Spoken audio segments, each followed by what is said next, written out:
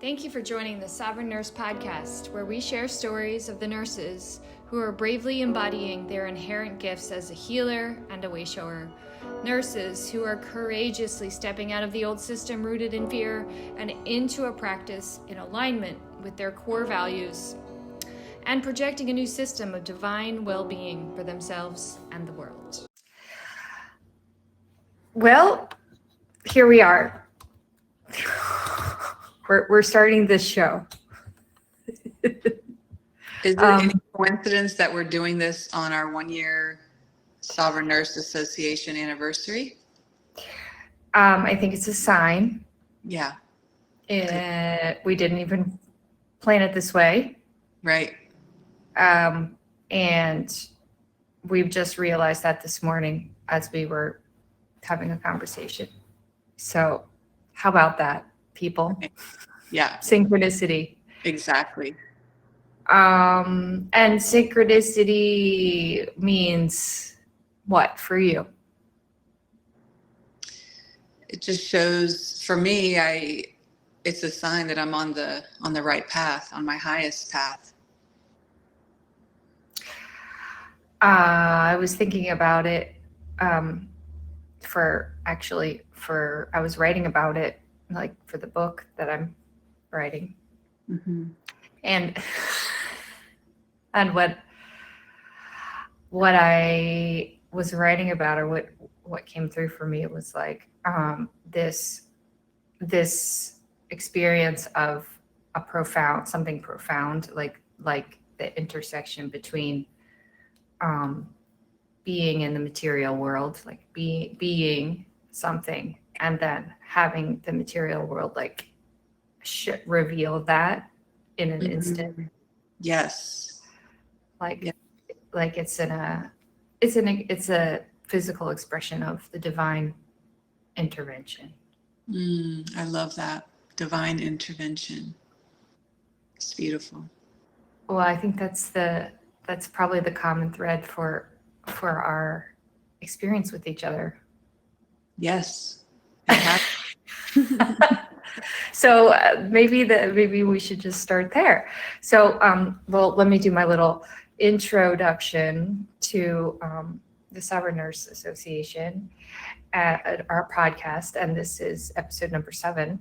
So I don't know if that means anything to you, but we've been talking about interviewing each other so that people can really get a feeling tone of who you are for the organization and also, or the association and the world.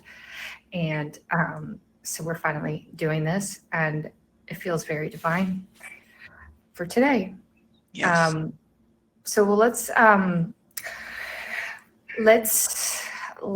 where should we start? We should start maybe like the inception, and you know, I think we talked a little bit about this in the intro to the association we did.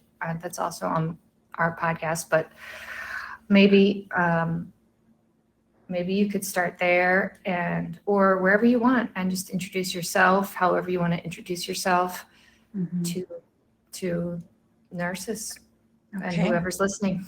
Yeah. Hello, everyone. So, you know, I've been on this in the nursing arena for 16, 17 years now. So a long time. And I feel like it's been a large part of my spiritual journey. I started, at 22. So it was the first real career I've had. And, early on, I knew in my heart when I started working with patients that something just felt off about the medical model in general. And that going grew over time. It just kept getting louder and louder. I began within the first few years of my career studying holistic medicine. I was led to it. It was, again, those synchronicities, people that planted seeds on my path, just things that came to me, doctors, naturopaths, going to anti-aging and wellness conferences, and it just opened my mind to what was out there, and it was really exciting. And I feel like intuitively, I always knew that eventually I would be practicing that way in some kind of capacity. I didn't know at that time what, I still had a lot of my journey that had to unfold still. So fast forward, my father 10 years ago passed away from cancer. That was a big eye opener for me as well, as far as the cancer industry and the inhumanity of how we treat cancer, which is, in my opinion, just a disconnection from nature. And so we're, kind of pouring fuel on the fire by using the type of drugs and methods that are being used, and so I started to really see this whole industry and like the layers of it, it goes really deep, and how it all began, and and so. But that was 10 years ago, you said? That was 10 years ago. Well, I just know this, and I think it's just important for you to say, is that you were actually right on the cutting edge of where we are today with healing naturally, using natural. So, because I know that we've been talking about using chlorine dioxide, which is, and not to interrupt, but that was something that I was introduced to when my father had cancer, was that, and I was so amazed with it, and I was giving it to him. And also vitamin IVs, right? Yes, vitamin IVs. My house looked like a lab at that time, because I was doing IV nutrition. I was juicing, lots of natural supplements, and then the MMS or CDS. So at that point, really aware of the business of medicine and the corruption of the business of medicine, and that, that it was all tied into greed and benefiting from the suffering of humanity, So, I've never felt like I fit in the settings I was in, but I also didn't have a plan to get out or do something else, even though I had a lot of wisdom and knowledge that I had studied, or a lot of self-study and self-research, right? So I'd say the last 4 to 5 years, I've been more serious about courses and studying with specific doctors that I've followed for many years, or naturopaths, and investing more in a way that I knew would eventually be able to be utilized, and the last 5 years I was in doing travel nursing, and just seeing lots of different places. It's all the same, all the hospitals, to me, it felt like it's the same no matter where you go. So I just I feel like I was really, my soul pushed me out 8 months ago. I did leave the hospital, and just really wasn't able to see any longer what I was seeing there. I've worked in mental health and acute care, adult care in the hospital settings. And, but granted, being in there, I was able to, it really opened my spiritual gift to be able to see too multidimensionally, I've been doing a lot of my own healing work on my journey of healing my ancestral lineage. And so, I was able to see into these things and all the clients I was taking care of as well. So it's given me the tools, the wisdom, the codes that I've been able to extract to now understand what the work is that I'm supposed to be doing outside of that setting. Which is? Rebuilding family structures, helping women to prepare for birth and while they're pregnant, to heal themselves and bring in this next generation of children in a pristine way so that they're not carrying all the karmic load that we have been carrying for many centuries. Mm. So, I had this vision of, and this was given to me by, she's a messenger. She's a channel, but she was telling me that there's this vision. I was asking about my career actually, or my life purpose. And I was at the time working for an OBGYN who actually was, I got in trouble for narcotic use. And so then he turned to helping people heal from addiction. So I was doing addiction work in clinical settings. Mm-hmm. And anyway, she said she had this vision of someone holding a baby that was just glowing, like from the inside, like a glowing baby.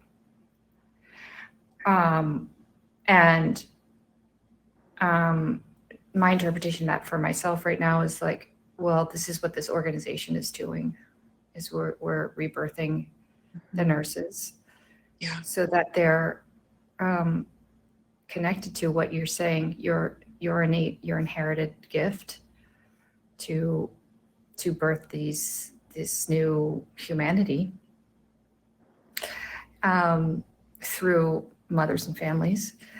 And it's essentially the same thing, just a different representation, for me, as you're saying this. Mm-hmm. That the projections of human beings, their souls, and the pristine expressions that they're able to hold when, like you're saying, recognizing these familial imprints that you're releasing, helping them release. Yeah, absolutely. And really, it doesn't necessarily have to be women who plan to conceive as in a physical child. I do not have children, but I've been doing deep lineage work, that is affecting my family, and I see it, and there are children that I am caring for and nurturing and helping with their upbringing. So it is very important for me to do this work for them as well, So it's not necessarily just to give physical birth. It can be even those, like we were just saying, those who are meant to birth a mission, those who know they're here on a sacred mission and they have a duty, then it's very necessary for us to do that work, because in order to do the real work, we have to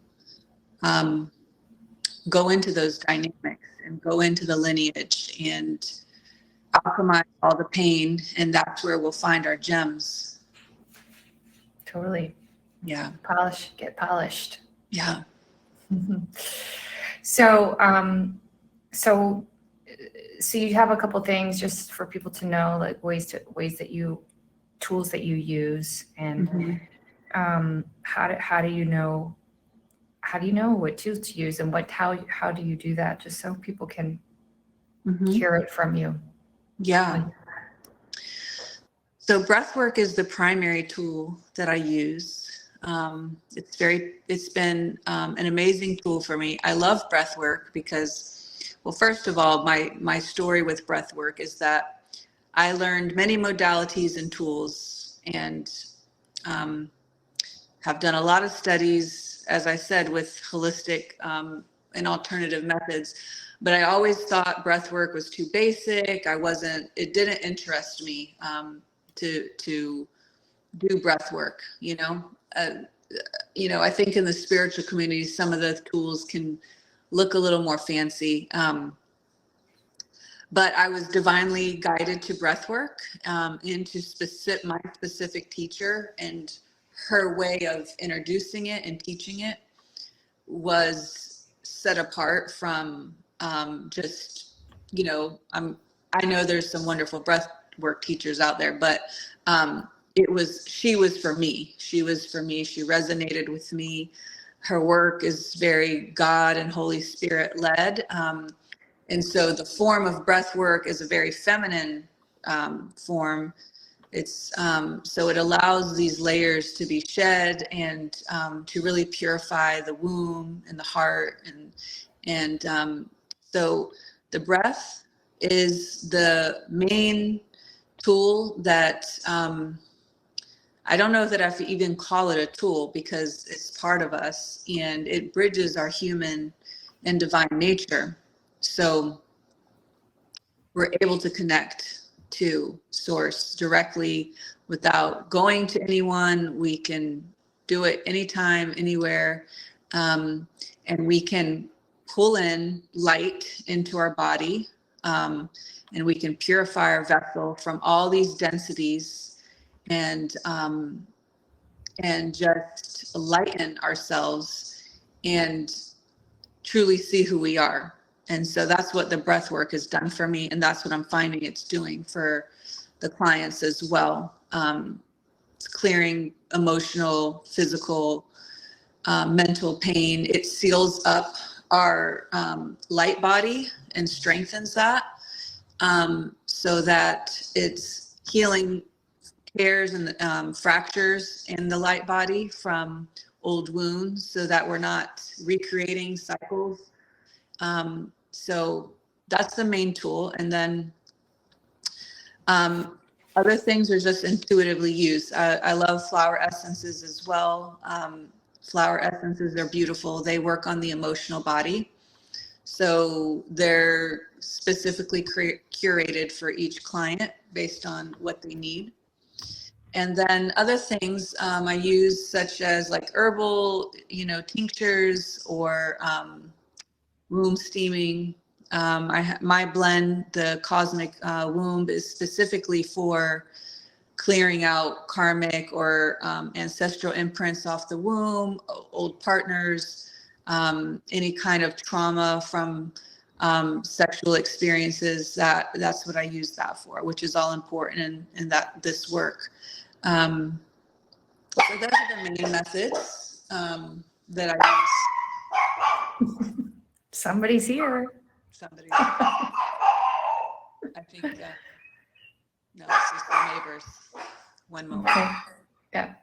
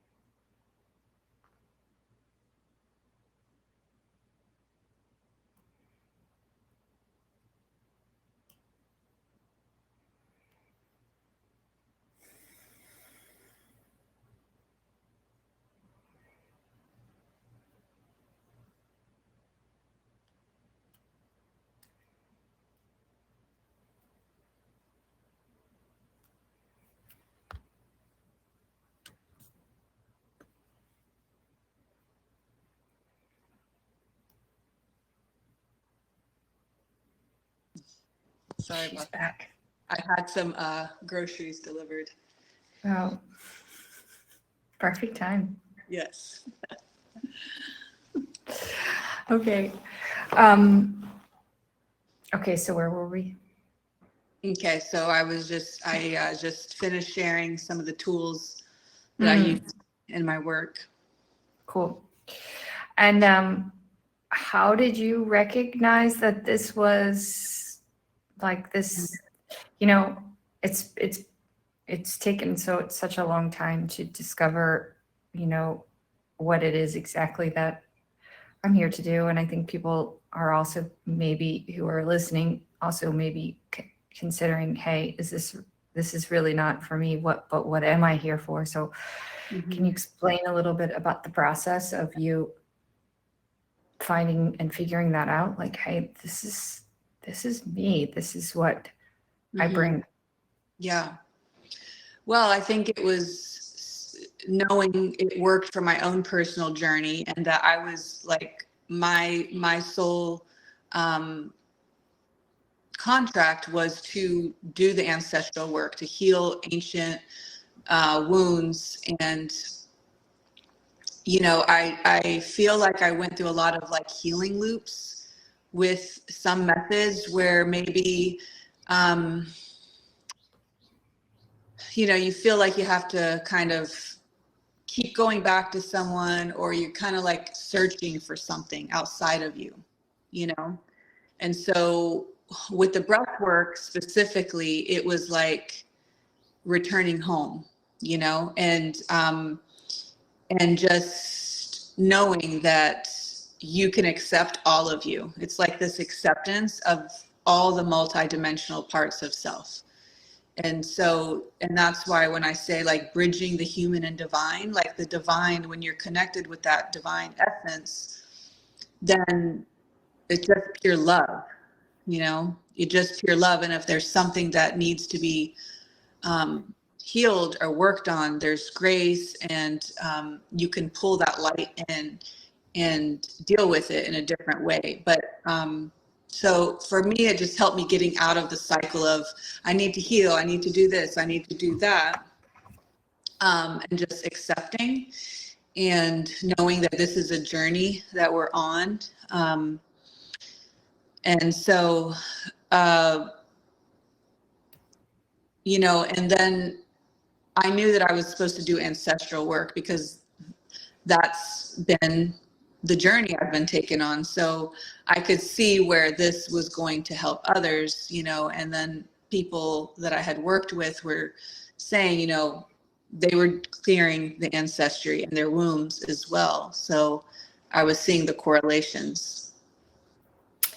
So really there seems like there's like a turning point where you say to yourself, oh, this system that I'm seeing is not, something's wrong or something's not right with it.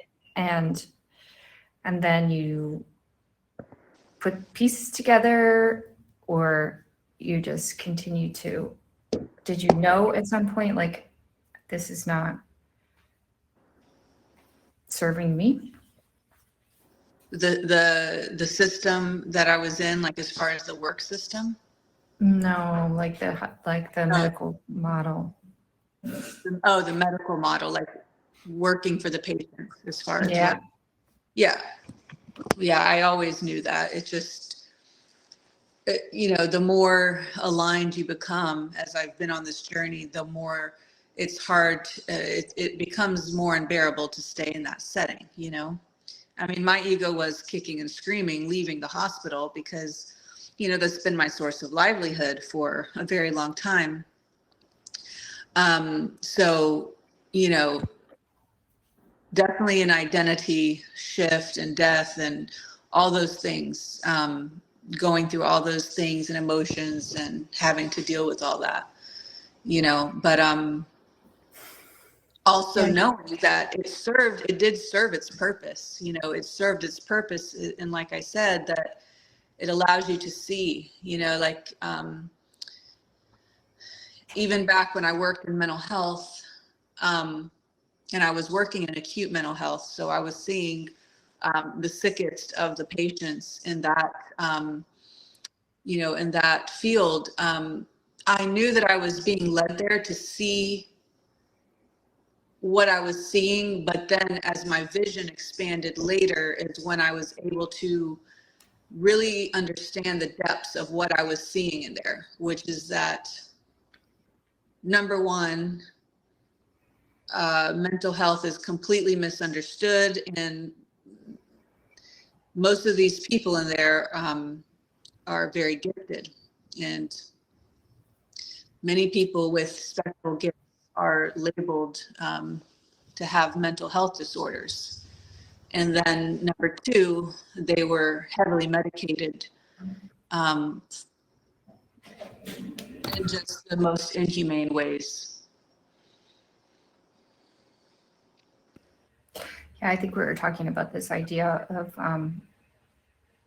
historically ancient civilizations recognizing sensitivities, people with heightened sensitivities, or the ability to see things that are in the subtle field that ordinary people, let's just say, the average can see. And we know that there's many wavelengths of light that we are unable to perceive. And also this goes with, levels of sound that we're unable to perceive. So we have a very limited view in our everyday lives. And so when we find something that's unfamiliar, we start to judge it, and we want to put it into something. And I think, seeing things from a sick perspective creates more sickness. And so that's interesting that you were able to have, that like direct experience with the way that people are treated. And then how well it, affects them or not. And then also, it seems like we don't really know some of the things why we experience some things until way down the line, and we can look back and say, oh, now that makes sense. Yeah, this happened. Exactly. And I feel like, we're sort of protected from the deeper levels of understanding because we're not meant to know it at that time, for our own safety, for our own, sanity. Yes. If I had known the things I know now while I was working there, then I wouldn't have been able to witness what I was able to witness without, losing my own sanity. And, there were other things too,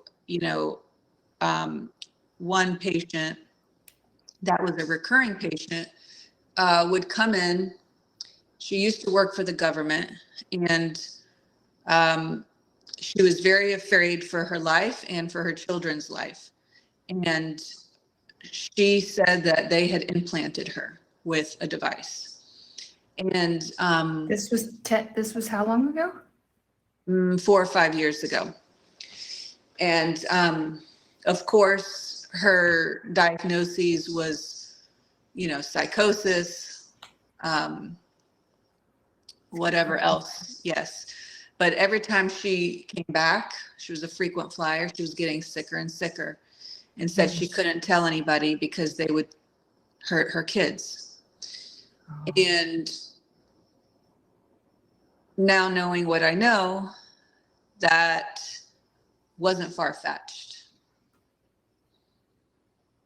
Well, yeah. Yeah. not far-fetched at all. Right. And even so, it was her truth. Mm-hmm. Mm-hmm. So who are we to say? Exactly. Well, wow. So talking about looking back, hindsight, here we are today. We've been working together for a whole anniversary, a whole year on this mission. And I think we met probably 2 years prior to that, right before the the big thing hit the planet, the big thing. Mm-hmm. And what do we want to mention about that?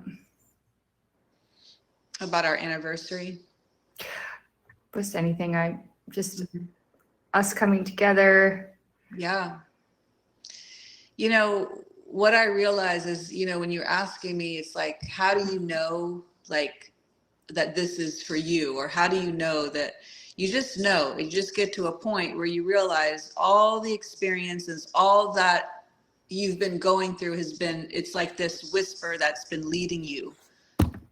I always feel like somehow I knew I was going to be doing this, my personal work and this mission for nurses.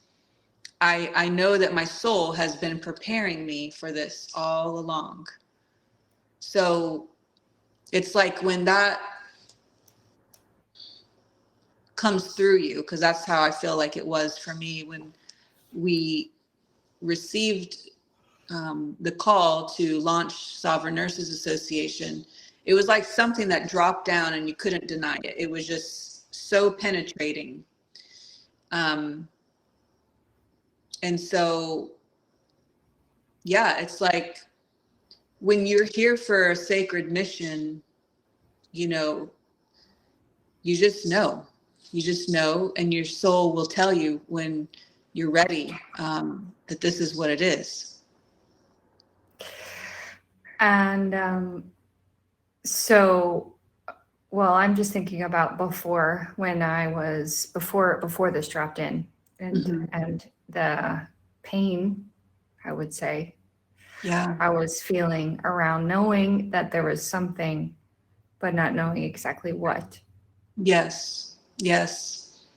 And there might be this sense of like, well, for me, it was like kind of like in a dark room and not knowing where anything was. Yes.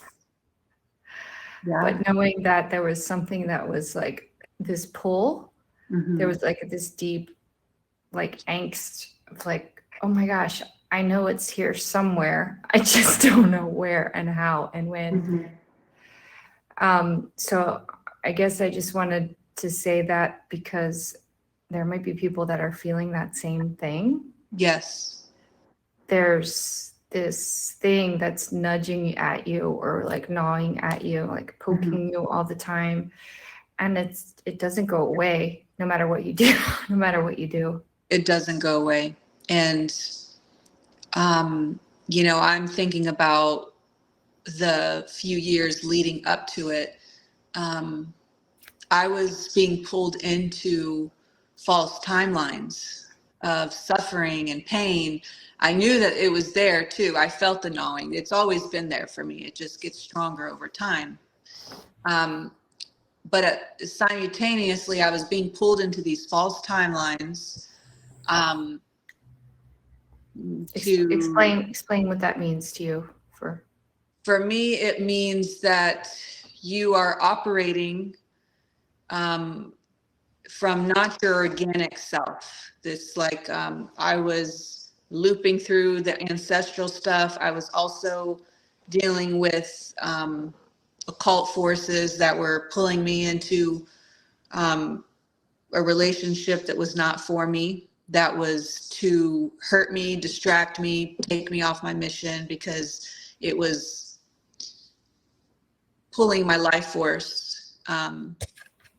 And so that's also a whole nother thing that many who have a sacred mission can find themselves in and need to be mindful of, that they can be influenced when they're, and it's all part of their path anyway, because it's helping you to prepare and it's helping you to strengthen yourself so that you know nothing, whether it's from this realm or other realms, is going to stop you. So it's all there for a reason, but to be mindful of it, that there are forces that try to deter and delay and pull one off of their true divine path, and they can implant false imprints and timelines into your mind and consciousness to fool you into thinking that that's where you're supposed to be. And it takes great discernment. And that's what you will learn from that is discernment and wisdom to go into your true organic timeline. And so for me, that, was releasing friends, a lover, mentors that were not in integrity and not in alignment. And it's helped me to strengthen myself because instead of looking outside and, for something, I had to come back and know, like, I'm the one that's going to lead me to this. Yeah, I'm just remembering, as you said this, about the time that I offered you a session to work with me in the very beginning. I don't know if you remember.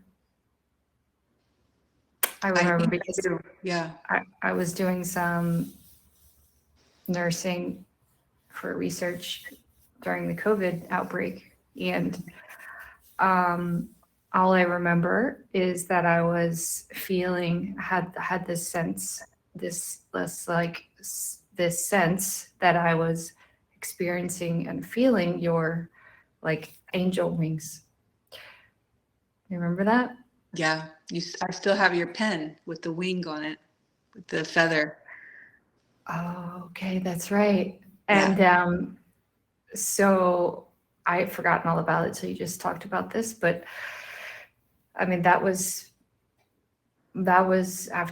shortly after we met.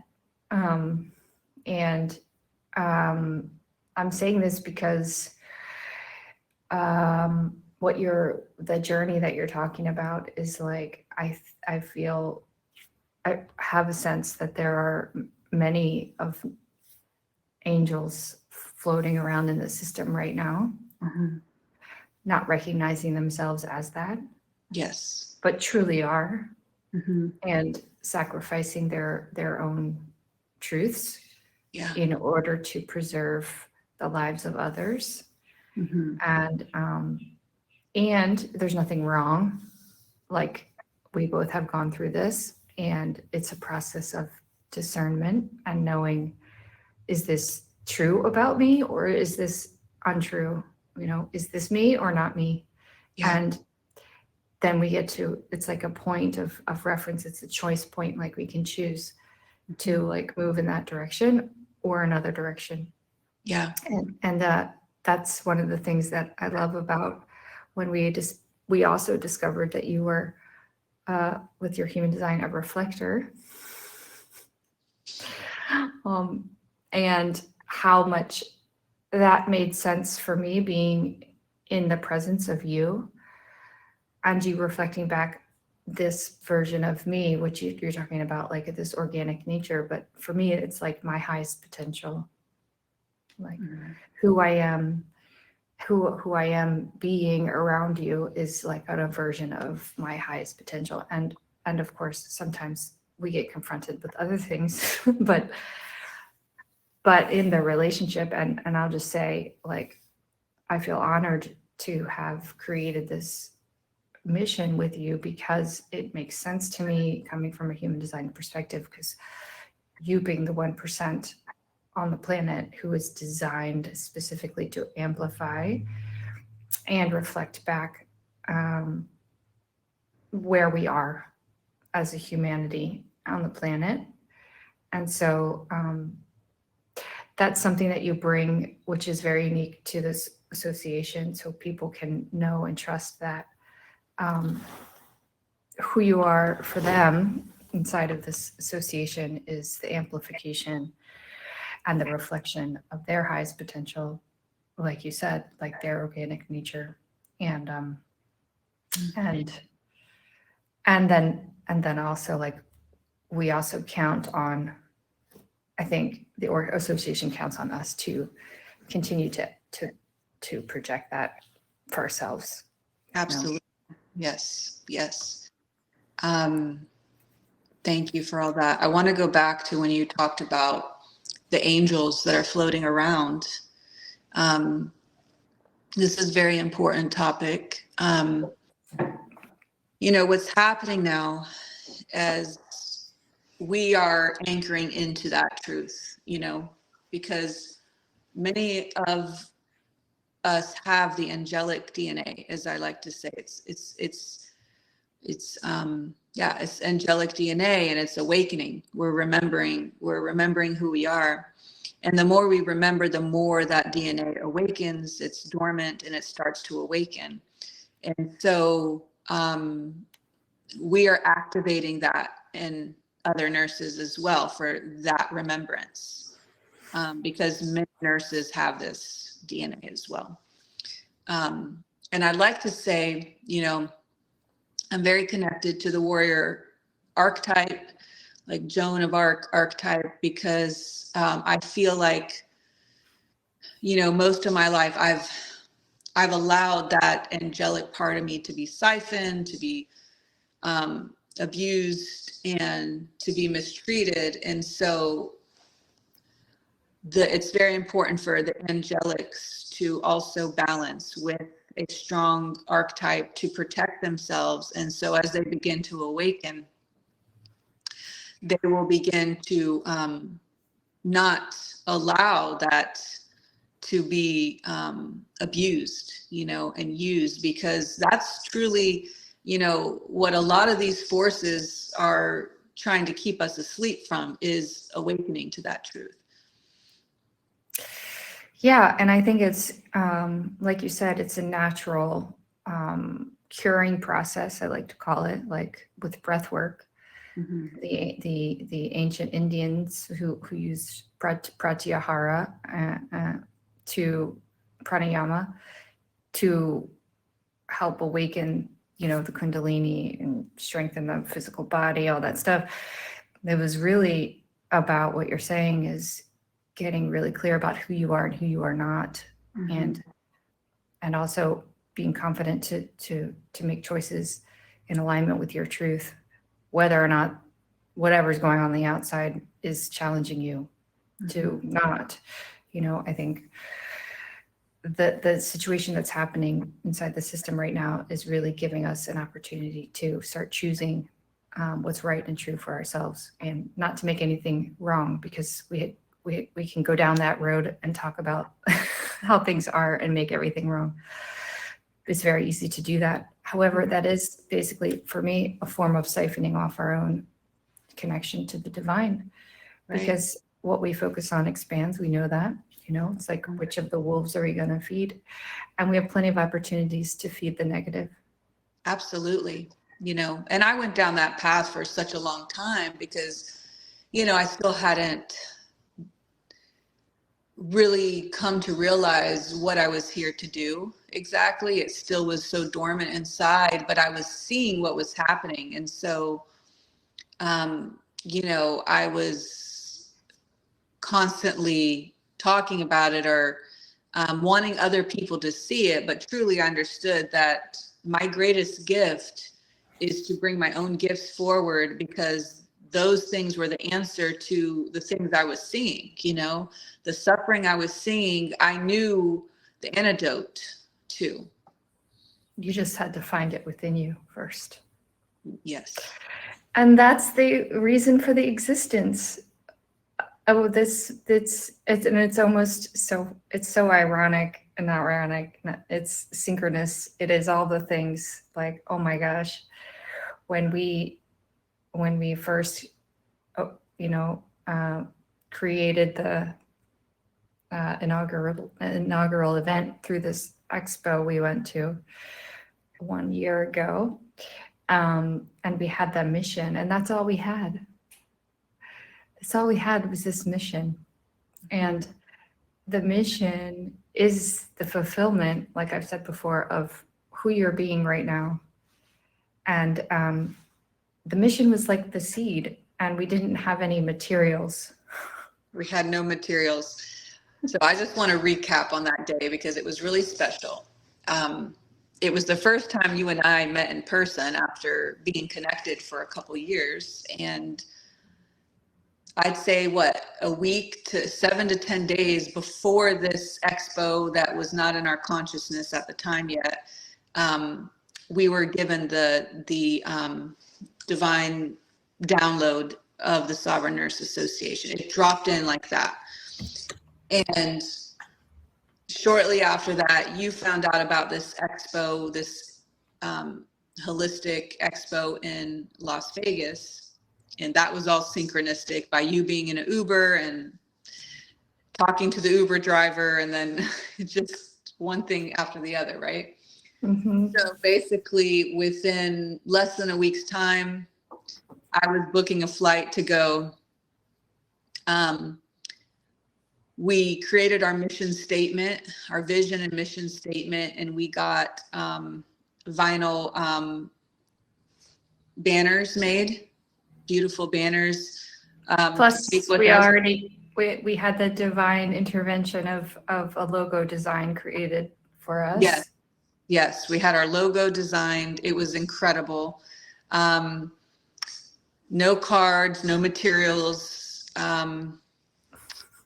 So the other thing I got made was my mom had a friend that could, print on shirts. So I got some white sweaters with our logos on them.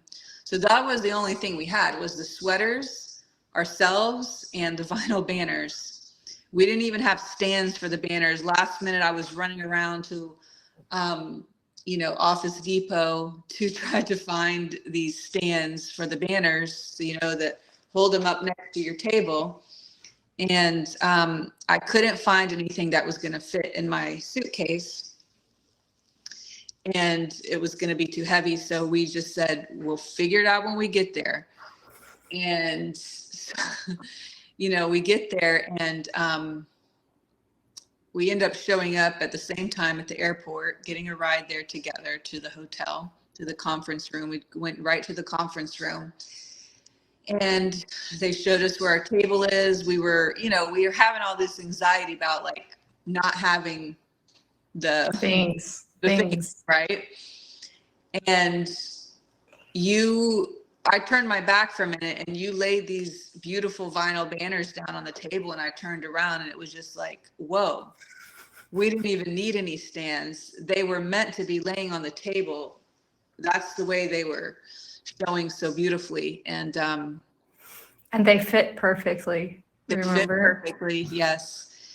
And this conference, we attracted so many people that came to talk to us, and we had nothing to showcase, no products, and everyone was so excited about our mission and hearing about our mission, and people were emotional when they were communicating with us.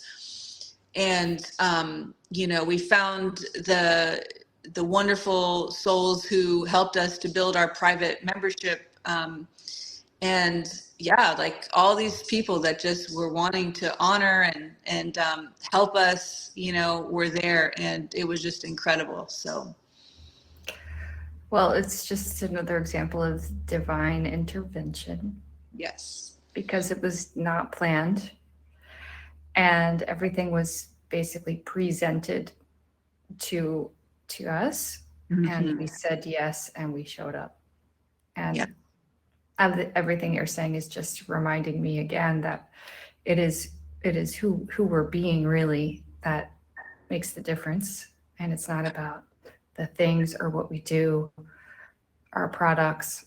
It's like we have inside of us, like you said, your organic nature and your gifts to transcend disease and to also shine your light. Like I think that there was this magnetic force that was being projected out, and people were attracted to us we were sitting there, and we had amazing conversations, and the people that we needed to be engaging with were there, and everything was basically orchestrated like harmony. So yeah, it was definitely something you couldn't turn away from. Would you say? Definitely. I mean, you could, but it would have been, it just wouldn't have felt right for some reason. Yeah. So, okay. Anything else? I feel like we kind of covered. Yeah, I think we covered all the basics. Do you want to just say in your own words what it is that we're creating for the future? Yeah. We are harmonizing ourselves, and through that, we are helping to harmonize others, and we're liberating humanity from ancient pain and bondage and suffering through our own liberation. Yeah, through our own liberation. That's what we're doing. And it's exactly the path of the yogi, just that you're saying this now. I remember, well, I don't know, 20 years ago, me being designated to teach the yogic principles. And this is the representation of the path of the yogi to basically all the things, know what's true, untrue, and using their breath and using their awareness and making choices and eventually liberating from all that is not them, what is pain and suffering. So, well, thank you so much for everything, for having this conversation. And where can people find out more about your offerings and working with you? Yeah, so my website is theoraclenurse.com. And then my Instagram is @theoraclenurse with no spaces. So yeah, you can send me an email or just check out my offerings on my website. And my Instagram is where you find my special offering for women, which is called Celestial Legacies. And my website has other offerings like end-of-life doula care, breath work, and other things that you might find interesting. We have some lovely products that you also offer, flower essences. Yes, flower essences, womb steaming, and some Serenity Blend tea and fire cider and elderberry syrup. A little bit of amazing things. Yeah. Okay. Well, I know I'll see you soon. So bye for now. Yes. Bye.